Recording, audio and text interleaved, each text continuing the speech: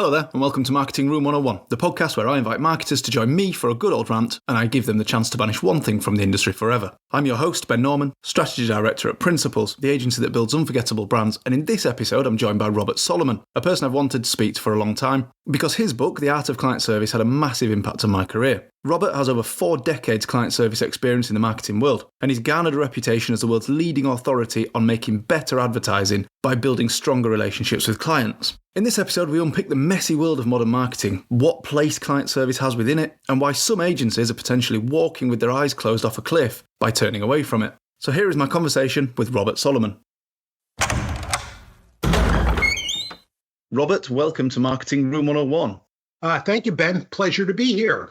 It's a pleasure to have you. So, Robert, we are in Marketing Room 101 now. Can you please set the scene for our listeners? Can you just describe what it's like in here, inside Marketing Room 101? Okay, Ben, I had a dream. So I want you to imagine a large windowless room. It's got fluorescent lighting. It's got linoleum floor. It's completely windowless. There's a big glass panel up front. And on one side of that panel is a ticket machine. So people walk in, they take a ticket, they take a seat on one of the plastic chairs, and they're waiting for their number to be called by the person behind the window.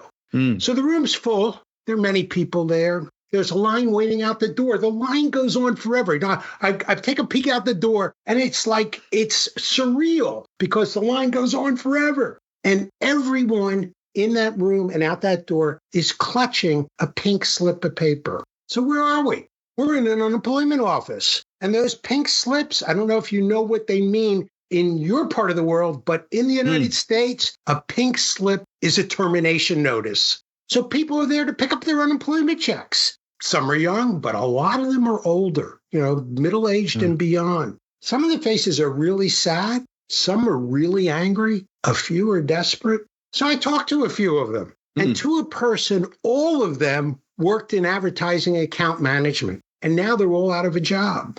And that's the room I've walked into. I know you said you wanted me to tell you something that was how the room is, but that's the room I imagine. It's a sad room. It's a sad room. It's partially linked to the reason I discovered you in the first place, which I suppose I will get onto. But when I first read your book, when I was trying to seek more insight around the professionality of what I did for a living at that point. But I suppose before we get on to that, just to recap, essentially in the UK, we would call this the job centre, and the pink slips, the notice of termination in the UK, we'd call that a P45. So that means we've got these people that are in the job centre and it's a dark, dimly lit room with no windows, and that's where we're trapped amongst lots of account management people who no longer have their job. That's correct. I read a piece in the advertising trades, and in Adweek, they actually said that global agency McCann Worldwide, is doing away with account management. And this isn't the first time I've heard about this. People have become so disillusioned with the way that account management operates that McCann is taking the extreme step of eliminating that position. They're going to go to project management and have some senior strategic leadership. Account management, as I certainly know it, will be gone. And that's a pretty frightening prospect to me, because I think about all the damage that will come from this, the collateral damage that will come from this. And I think of all the people that will get hurt. I think clients will be hurt the most. So, when I described that room to you, and it seemed a little bit extreme, I actually think there's some truth to it. There's a whole cohort of account people who are actually losing their positions. So I think hopefully we can get to what the alternative might be to this and the alternative reality. Before we do, and before we really get stuck into that as an issue, Robert, the more astute listeners of this podcast might have noticed by now that I essentially started this podcast as a ruse to get the opportunity to meet and chat to people who've written my favourite books or people that I find particularly interesting in the industry. But you're quite unique within that group, because for all the books there are about how to make great advertising, how to be a better marketer, all these other subjects, there are very, very few books about the art of client service, which for me was like when I was an account handler, which was the first sort of 10 years of my career. I found it quite frustrating. And I actually went in search for a book when I started to feel like there was this almost a bit of a deprofessionalization of client service. It sort of felt like maybe that was happening rather than this extremely valuable, important, strategic profession. It kind of seen in the industry or in the agency in particular as just being this project management role, order taking, process, billing, just doing the sweeping up while everybody else makes the mess almost. So when I did discover The Art of Client Service, your book, I sort of finally felt like there was some validation for me for what I thought client service was meant to be, and also this very rare guide on how to do it well. Can you just briefly explain what you think the purpose of the book is? And I'm sort of curious, was there a trigger that made you first decide to put pen to paper and write that book? The reason I did it is because I, like you, Ben, went looking for a book to train my own people. I was running a big account group at Ammirati and Puris. I said, I need something that will help me a little bit sort of better define and codify what my folks are supposed to be doing. Can I find something that would actually do that? I went looking, and of course, at that point, Amazon existed. You could go out to Amazon. You could do a search. Google existed. You could do some of that there. So I went looking for a book, couldn't find one. And so I said, well, there are some pretty talented account handlers who have not written this book. I don't know why they haven't written this book, but since there isn't any kind of a book that really addresses advertising account management, not consulting account management, not sales, but advertising account management, I'm going to write that book. So I did. It was a terrible book, but I wrote it. And it's evolved, through, it was a book called Brain Surgery for Suits. I rather forget that book. I wrote it a long time ago. And then it morphed into The Art of Client Service, the first edition, then a second and third edition. And over time, I evolved it and it got slightly better. So the reason I did it is because I realized there wasn't anything. And I, like you, were sort of challenged by this notion that advertising account management's ephemeral and hard to describe. Let's say you're at lunch with your mom or your dad. They say, okay, what do you do? What do you do, Ben? And you could say, well, I'm a copywriter. And they sort of understand, okay, he writes stuff. Or I'm an art director. Oh, you design stuff. Or I'm a media person. Oh, you probably talk to the TV stations. You can sort of figure out if you work in art or copy or media. Even if you're a planner, you can figure it out. If you're in production, you can sort of define it. Then when you say, well, what do you do for account management? And you're at a loss. You don't even know how to describe it. And I realized, there's a trade craft to account management, but no one has even described it. So let me try to do that. And that's what I did. I tried to describe what an account person needs to do well. And the reason you wanted to do well is because you wanted to build a meaningful relationship with your clients. And the reason you wanted to build a meaningful relationship for your clients is because that is the best way to get a client to grow. And that is the best way to preclude a client from saying goodbye to you. Perfect. I think that's a great summary. What I won't do is pick your brains to the nth degree about the book here. I will just say, if you work in client service, read the latest edition of The Art of Client Service. And I suppose the only other thing I will ask before we get into banishing something, as a client service person, one of the things that you do and one of the things that's really important is to try and imagine the world through your client's eyes and take a step back and be empathetic in that meaningful way. So what do you think great client service looks like through the eyes of a client? And how do you think they could spot good client service versus bad client service? That's a great question, Ben. And it's a relatively simple question to formulate and not such a simple answer to respond with. But I have worked pretty hard to sort of distill what clients are expecting from their advertising people down into like 5 things. And you'll be surprised. The 5 things a couple of them are incredibly simple and self-evident. And actually, it sort of gets informed in a second book I wrote, which is called Why Client Service is an Art, because it's like the companion to The Art of Client Service, which, by the way, just a digression, should have been called The Science of Client Service, because it's a lot of how-to. It's a lot of how do you brief a colleague? How do you write a conference report? How do you do a proposal? How do you do a scope of work? How do you do a creative brief? It's a book of how-to. Well, the second book I'm writing is much more about the artistry of this, and I've distilled it down to 5 things. And one of the 5 things is the most simple thing is you just show up for your clients. To the extent that you can be face-to-face and in person with your clients, it really makes sense. The second thing is follow-up. The thing that clients have told me for years is,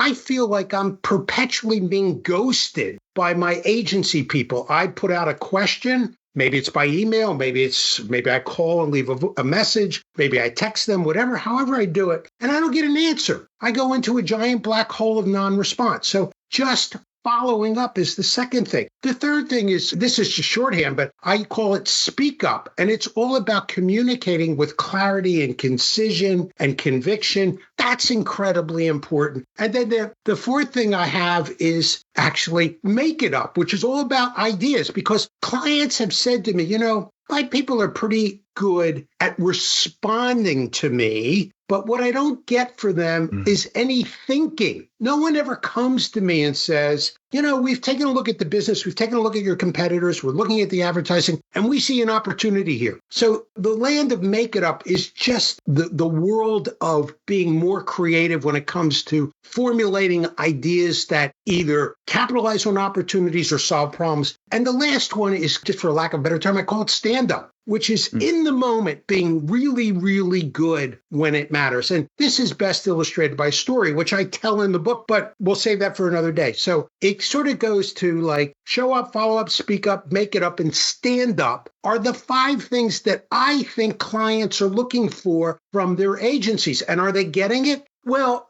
I do this little chart. I draw this little chart. It's got a vertical axis, a horizontal axis, and I draw a line in the middle. On one side of the axis I have is the stuff ranging from nothing to everything, and the stuff you do. It's on the horizontal axis from the stuff you do from nothing to everything. And I draw a line in the middle. I said, all of you do some of the stuff some of the time, and I need to get you, and I draw the line up to the far right-hand corner, and I say, you need to get to the stage where you do all the stuff all the time. And that's where I think clients are lamenting what happens with their agency people. Agency people don't consistently do all the things they need to do. And the things they need to do are not enormously difficult to master. I think that's a brilliant, I don't like the word framework, but I would say those 5 things, if you were to try and imagine, if you are a client, think about your agency. Are they doing those 5 things? If you are an agency, can you say 100% that in your role, your client is seeing that you turn up, you follow up, you speak up, you make it up, you stand up? Well, the one that really landed with me there was follow up. So often I've seen within teams, within agencies I've worked in, where a client request comes in.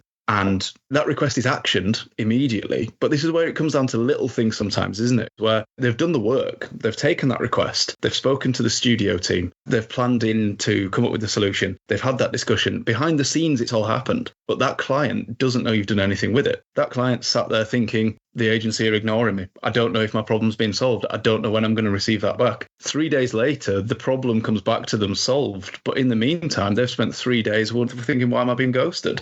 Amen. I had a colleague I worked with, a guy named Tom Nelson, a very, very good creative director at Ammirati. And Tom had a very, very strong point that he's a creative guy. He made clients. He said early and often. And he would say to all of us, he would say, look, I don't want to wait until we've solved the problem. I want to bring the client in while I'm trying to solve the problem. And I want to share with them, it used to be in the old days, we'd call them tissues. We would do a lot of rough sketching out of things. And we'd bring in a lot of ideas and we'd throw them up on the wall and we would get reactions. And there were a couple of reasons why you would do this, Ben, and it's to your point. First of all, they would see you at work and they would see the volume of thinking displayed. Some of it good, some of it bad, some of it promising, some of it not. They would see and they'd say, okay, these guys have been at this. They've obviously been thinking about this problem a lot of different ways. They would interact with you. They'd have a lot of questions, concerns, opinions, and thoughts. And over this time, whether you're doing it in the client's office or in the agency's office, what happens here is clients take ownership of the work. They begin to make it theirs. This is a process that almost always leads to work that succeeds in the marketplace because I like to say my clients have forgotten more than I will ever know about their business. Now, I will say, you will never know as much about advertising as I do, but I will never know as much about your business or your product or your service. It comes from a place of respect. And so I want to bring them in because I want to respect their opinions. I want to listen to them. So to Tom's point, early and often makes a ton of sense. I agree with everything you've just said. And I think it just goes to show the value of bringing the client on board, right? The client is part of this journey. We are not making a sandwich. We're not taking an order and going away and then there you go, there's your sandwich. It's bigger than that. It's more nuanced. And ultimately the client decides whether they sign it off or not. If you give me a sandwich and I've paid you the money for the sandwich, largely the transaction is complete. But if I have to inspect that and inspect every aspect of it and then decide whether or not I want to buy it or whether I want to go back and amend it, then you're better off involving me in the conversation early. I think, Ben, you're actually touching on the difference between sales and client service. Sales is transactional. You walk in, you buy a thing or a service, you pay, and you're gone. What we do in client service is relational. It's about interacting. It's about exchanging views. It's about having opinions. It's about working together to make it better. So, frankly, if you're going to be successful at this, it has to be based on a relationship. You know, if I think about really great work that's gotten done by legendary agencies, you know, take 1984, iconic piece of advertising that changed the face of advertising. Do you know that advertising was turned down by the board of directors at Apple Computer? It was basically Steve Jobs and Steve Wozniak brought it into the board. The board said, no, we hate this advertising. And then there's a guy named Fred Goldberg who was running TBWA Chiat at the time. He takes it and he gets it tested. He goes and does research. It does terrible in research. But Steve Jobs and Steve Wozniak had such a deep relationship with Jay Chiat, Lee Clow, Steve Hayden, and a host of other people. The relationship was strong. They believed in the advertising. They literally said to the board, if you won't pay to run this, because this was going to run on the Super Bowl, we will pay for it out of our own pockets. We're running this advertising. They believed in it. The reason they believed in it was all based on the relationship. And what happened? They ran the ad, and it changed advertising history. That is a great example of relationships underpinning a piece of brilliant work. So, Robert, your time has come to banish something from the marketing industry. Can you tell me, please, what is it that you would like to banish? Well, I've got to tell you that if I have one thing to banish, I want to banish all the people who want to banish account management from advertising and marketing. I want to banish those people. I love that. Banish the banishers. Yes, basically banish the banishers. So you touched on this at the start of the recording, really, with a quite frightening statement about McCann looking to essentially remove client service from their processes. What do you think we'd be left with? Well, I'll tell you how McCann answers the question, and then maybe you and I can talk about it a little. McCann will say, look, we're going to do away with account management because we've got project management, we'll have senior people. And that's what's going to happen here. We're going to handle it this way. I want to digress for a second because I think this reminds me of a client I had. I had Levi Strauss as a client, which you might be familiar with because BBH did some legendary advertising for Levi Strauss quite a few years ago. Sir John Haggerty led a group that did some pretty amazing advertising for Levi's. And if you think about Levi's was synonymous with blue jeans. You didn't go say, I want to go wear a pair of blue jeans. You went and said, I want to wear a pair of Levi's. Just the way you'd say, oh, I want to Xerox something rather than copy it. The word had become so synonymous with the brand, I literally had co-opted it. So Levi's was basically synonymous with blue jeans. But over time, what happened to Levi's was that at the low end, they got undercut on price. So you had a lot of mass merchandisers who said, well, we can't compete with them as a brand, but we can make a cheaper version of blue jeans. So they would undercut them on price, and they'd wind up in all the mass marketers. They'd wind up in Walmart, Kohl's, all these big mass merchandisers. And then at the high end, you had a lot of people who said, well, we're not going to compete with Levi's, but we can make a better blue jean at a higher premium price. So Levi's found themselves squeezed. And over time, their market shrunk to the point where now Levi's is basically an afterthought in the category. Well, that's how I think about account management. For years, account management were really the leaders in helping clients solve problems, capitalize on opportunities, formulate strategy. But then someone named Jane Newman from your part of the world came to TBW Shia Day, invented planning in the United States. Planners actually pretty much over time took over the responsibility for being the voice of the consumer with the agency. So account people were sort of no longer at that end, the planning end, handling that. And then in the early days of advertising, there was this group called Traffic, which literally was the function of sort of circulating the work through the halls of the agency. Well, Traffic grew to become more responsible and began to take on greater project tasks. Yeah. And they sort of grew into project management. So at the high end, you had planning sort of taking over the responsibilities for strategic thinking. You had project management taking over responsibilities for execution, and account management said, well, what's my role? They didn't know how they could add value. I had a client call me one day. I was doing some workshops for him. He was running a big global healthcare agency. And he said, Robert, my people have forgotten how to be account people. They've become glorified appointment takers. So someone calls up with a problem. They don't solve it. They go to the specialists. They go to the planner. They go to the creatives. They go to the media people. If they go to the project management people, they don't solve anything for themselves. Their skills have atrophied. They've got all these vestigial organs. And so they no longer add value to the client in a way that the client can see. So the client is saying, well, why am I paying for these people? I can just work with the specialists directly. I can work with project management. I can work with planning. I can work with all these people. And so clients are becoming account people. They're co-opting this role. And I think that is actually quite dangerous. And so McCann, go back to McCann's doing away with this function, and they're not alone. Other agencies are thinking in the same way. Obviously, the unemployment office is filled with account people looking for jobs. They will look for jobs on the client side, or they look for jobs outside of advertising, which is a loss to advertising. But the people who I think will suffer the most are the people in the creative department, who no longer will have account people as the voice of authority, who knows everything about that client, who has all the institutional history about that client, who is kind of the cultural carrier for the organization, the agency. They will no longer have that person to rely on. Planning people will no longer have that as a colleague, and they'll suffer a bit for that. But the people who are really going to suffer, Ben, are the clients. I think the clients are going to find out pretty quickly that not having that single point of contact through account management is going to make enormous inefficiency for them.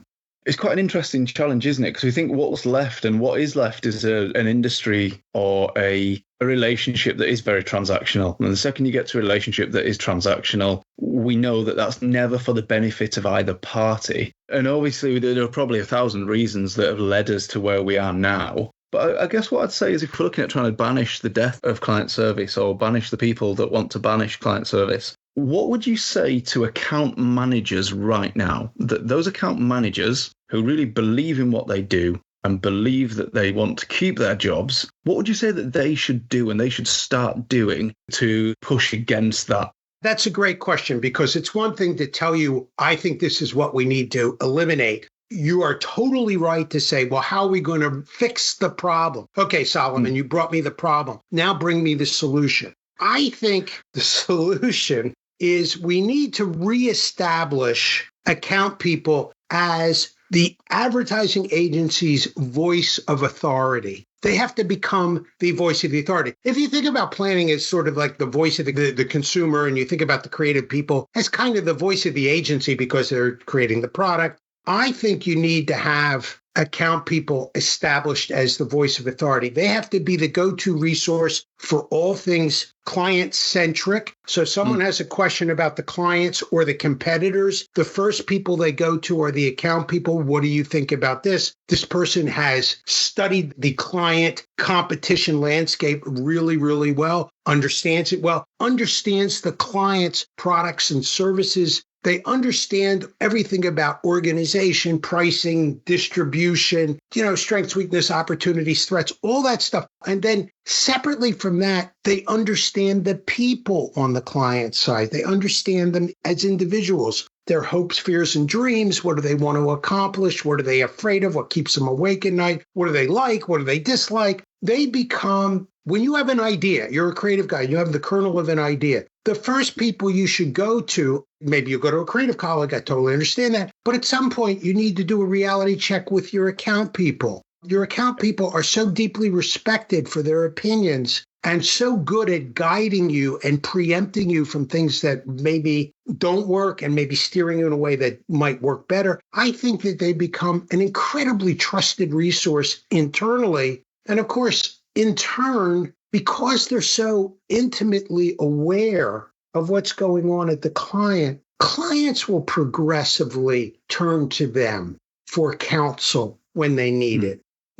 Years ago when I had American Express as a client, we were up in Boston. I was at Digitas. I used to go to New York 3 days a week. I walked the halls back when security was lax and you could get into the building. So I would walk the halls all the time. And what would happen over time? I'd run this account for so many years. I built so many relationships with so many people that when the American Express people were looking for a new candidate, they wouldn't go to their colleagues. They'd come to me. They'd say, Robert, who do you think is really good? Who do you think we can poach? The fact is, they so respected my opinion, they would turn to me for help. That was the degree of building a relationship with the clients that they depended and trusted on me to provide that source of continuity. And that's the kind of thing I think advertising people need to strive for, to be so important to the client that the client thinks, well, I don't know how I'm going to do this without Jane or Joe, who's the person I speak to every day about every issue and problem I have. Interesting. A previous guest on the podcast, a chap called Kev Chesters, I've heard him say that the best agencies he ever worked at weren't better because they had a better creative team. All the creative teams were great. They were better because they had a better client service team. There's an aspect of being completely indispensable for the clients, but there's also being completely vital internally, isn't there? Making those creative teams, making the planners, making the producers, buying them more time to work on this brief, buy them an extra evening to work, to get the head around a brief. Just being that ally internally. If you can make sure that your internal teams are desperate to work with you and your clients are desperate for you to be on their team, then if you're doing that as an individual and that's what you're bringing, McCann aren't going to be getting rid of you. Other agencies aren't going to be getting rid of you. Exactly. I mean, McCann sort of views these people as sort of useless to them now. They've lost their value. But and this didn't happen overnight. This happened over years, this decline in skill. And what's happened is, I've said this to you before, clients have gotten way smarter and then agency people have gotten a whole lot less smart, especially account people. And they become, instead of asking their agency people to do something, they're dictating. I'm going to tell you what I need to have done, because they don't see in their account people the skill, the experience, the knowledge, the wisdom, all of those things. And they say, well, I'm going to have to do this myself or do it with my colleagues. I'm not going to do it with them.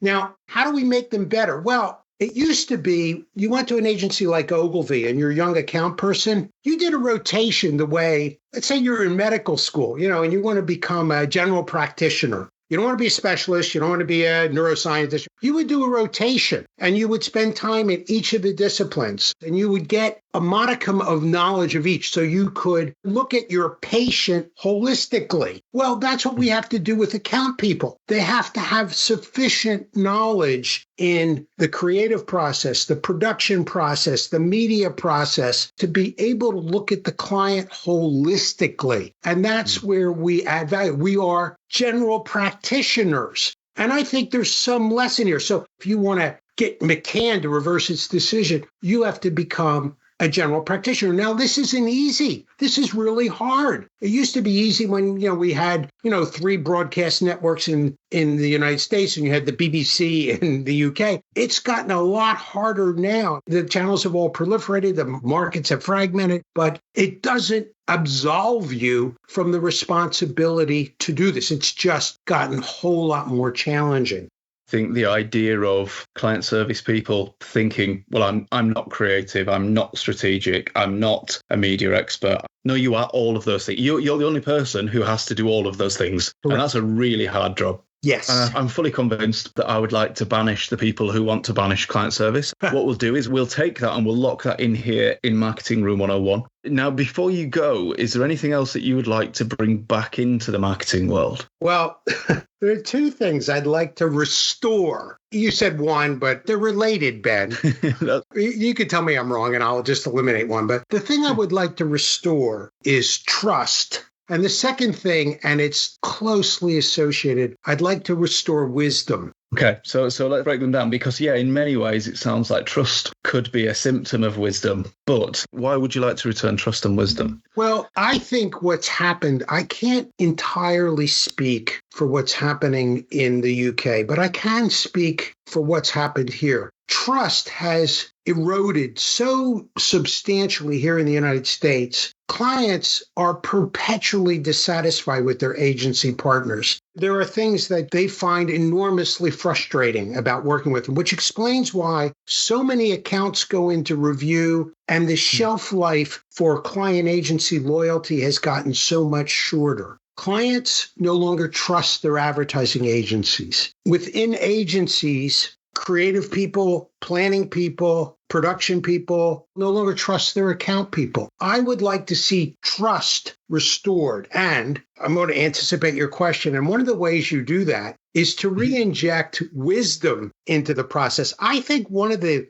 sad casualties in advertising here in this country has been that we've eliminated so many senior people in account management and client service. And we have put a progressively greater level and load of responsibility on junior people who are less well equipped. There is not enough wisdom in an agency anymore. I'm not saying they're not smart. They are smart, but they don't have the experience. They haven't made the mistakes. They haven't worked with multiple clients. They haven't been exposed to every problem, situation, solution. So I think the restoration of people who are a little more senior, a little more knowledgeable, the people who I've made this reference earlier, who are culture carriers for both their agencies and their clients. Because if there is a greater degree of wisdom here, there is also a greater opportunity to build trust. Yeah, and I think it's quite interesting that what you've chosen to bring back in trust and wisdom is a symptom of the same problem potentially as the decline of client service, which is so much value has been eroded in the industry over the past 20 or so years that we're making decisions, crazy decisions like not seeing the value in client service in these larger network agencies. But then equally, it's that juniorization of talent. We've removed roles, but we're also removing the senior people in certain roles, aren't we? And putting more and more pressure on junior people. So like you say, you end up in a situation where we have fewer people who tend to be less senior. So you could be dealing with an agency of 500 people, but there are only a few that have got the knowledge needed to actually do the job. Exactly. And that's the problem because, in a day-to-day setting where a client's meeting with an agency person and the agency person is fresh out of school and super smart, super energetic, but doesn't have the experience to say, what if, or how about, or maybe there's another way.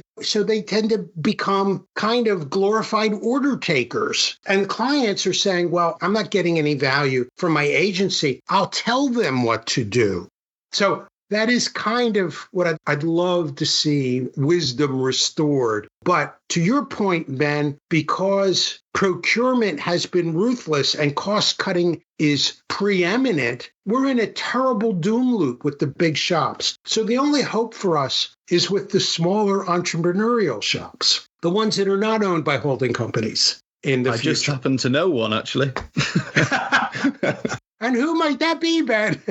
Yes, of course. I mean, Principles is certainly one of those. And I've worked with a lot of independent entrepreneurial agencies who are not encumbered by shareholder price. And I think it does make a difference. Yeah. I think the industry is moving very rapidly and therefore exposing some of those things. So I will take from you the people who want to banish client service. I'm going to keep them here in Marketing Room 101. I have accepted your pitch to return to you trust and wisdom because they're related. Both do go hand in hand. So you can take them back to the industry. Now, before you go, every week my brother sends me a question to ask of my guest. Now, my brother doesn't work in the industry, and he comes up with a question for my guest. And this week he wanted to ask you, Robert, you're obviously a client services expert, but as someone living in the US, I want to ask you about customer service and specifically the culture of tipping in the US, because we Brits are notoriously stingy. So if I were to go on holiday in the US, should I tip anything in the following scenarios? And if so, how much? I'll ask you quick fire on these scenarios. So when the bellboy or girl brings your bags to the hotel room. Yes. $1 a bag. $1 a bag. $1 a bag. Now, I don't know how it translates into euros or pounds, but $1 a bag in US. That's right. So what about if you're having a coffee in a coffee shop? $1. There's a tip jar usually there. I often do the transactions by cash through credit card, but then I usually have a little bit of cash with me. I put $1 in, but if you don't have $1, anything change in your pocket's good as long as it's not a nickel. What about if you're getting food delivered to your home by Uber Eats? $5. $5. What about when the room in your hotel is made up and you're not there? I'm not typical. I usually leave for the housekeepers. They have the hardest job in the entire hotel. They're kind of the account people of the hotel. I leave $10 a day. Most people will leave $1. Some people will leave $5. I leave 10. I err on the side of generosity. But Ben, tell your brother, I am not typical. I believe that these service people work incredibly hard and they don't make a ton of money. Many of them are not even from the United States. And so if I can put a little more money into the pockets of those people, I'm doing a relatively good deed for a relatively small contribution on my part. This is my philosophy. My father used to be a terrible tipper. And when he would leave, after he would turn his back, because I loved my dad, I would actually pull out a $20 bill and I would tuck it into the charge card on top of whatever he gave. I didn't even look at what he gave. I knew he didn't give them enough. So that gives you some window into my sort of sense of these people. 100%. And I hope you therefore always get the best table in the restaurant. Well, thank you, Ben. I hope so, too. Since I eat at all the same restaurants all the time and everyone knows me, chances are you're right. Yes, absolutely. So, Robert, I think that's a perfect place to end. I'm glad we've been able to offer some form of public service as part of this podcast as well. How can people get hold of you and how can people keep an eye on any updates regarding books, etc.? Okay, thank you, Ben. I'm always available. I'm very easy to find. You can always Google Robert Solomon. You can find me at robert@solomonstrategic.com. You can Google in the art of client service. You can find me on LinkedIn. I'm quite easily available. If anyone has a question or if someone wants to say to you, that guy Solomon was full of shit, they can do that too on any of those channels with me. Brilliant. I don't think they will, but if they do, I will refer them to you rather than me. Yeah, please do. Robert, thank you very much for coming in. My pleasure. Happy to be here, Ben.